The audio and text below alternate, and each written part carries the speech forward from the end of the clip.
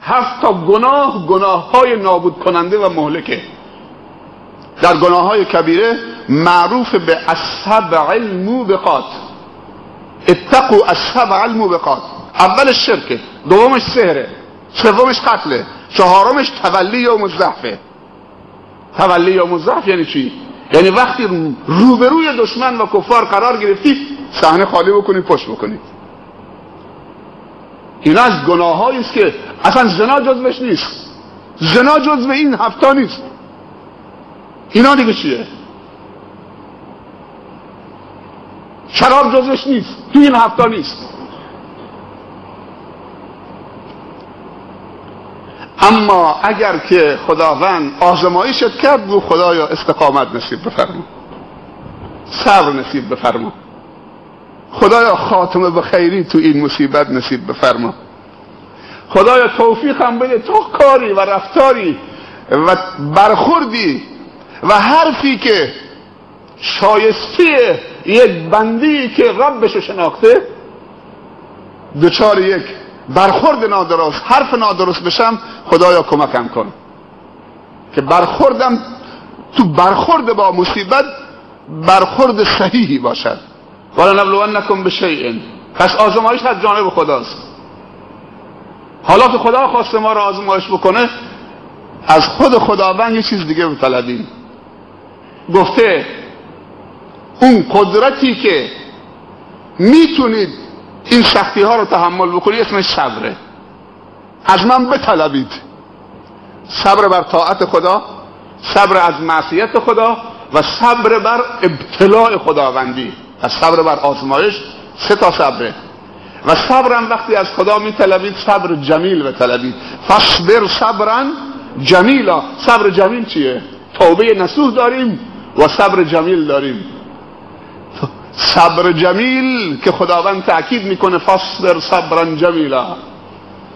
صبر جمیل به صبری میگن صبر زیبا که فقط با الله درد دل بکنید، نه اینکه شکایت الله پیش خلق خدا بکنید.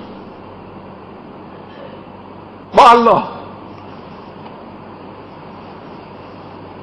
هر کسی آمد خونمون سفره دلمون رو باز میکنیم. دیواری کوتاه‌تر از دیوار ما نبود. میگم شکر خدا و خدا الحمدلله.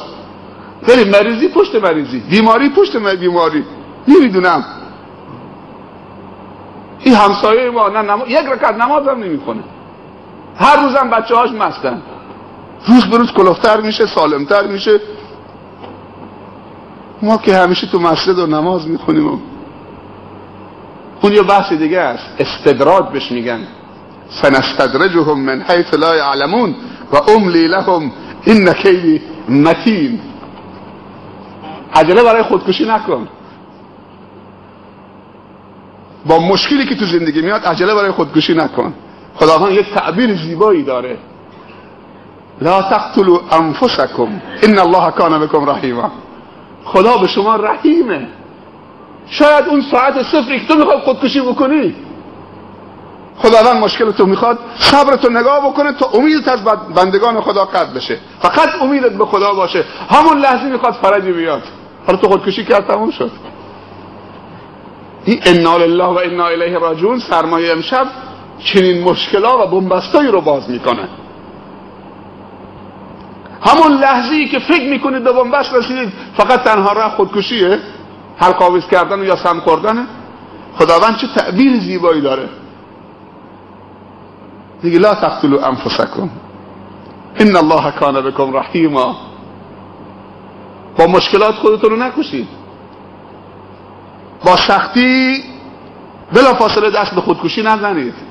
خداوند به شما رحیمه.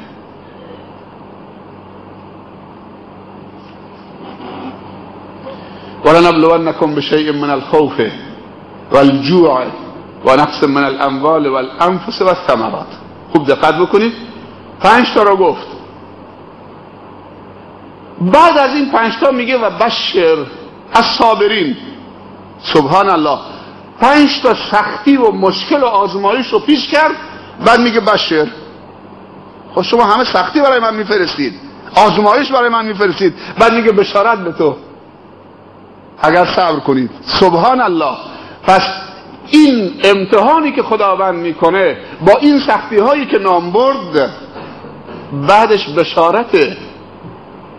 بشارت برای خوشحالی میدن یا برای ناراحتی؟ بعدش بشارته. و بشر، این قرآن باز کنید، و بشر الصابرین، یعنی با صبر همه چی درست میشه. حالا پاداش صبر چیه؟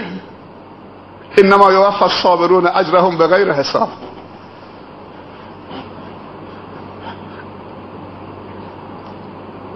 یکی از افراد منحصر به فردی که خداوند میگه به غیر حساب بهش اجر و پاداش میدم، صابرینن. اینا افراد معدودن که خداوند چه؟ اونها رو به غیر حساب پاداش میده. اونا صابرینن، صابرین واقعی، کسانی که دارای صبر جمیلن. انما یوفی الصابرون اجرهم بغیر حساب. حالا تصورش بکنید به غیر حساب چقدر. خدا داره میگه. ما در چه ماهی هستیم؟ ماه رمضان. هر عبادتی فلسفه های متعددی داره، اما یک فلسفه بارز که متبادر به ذهن تو هر عبادتی هست.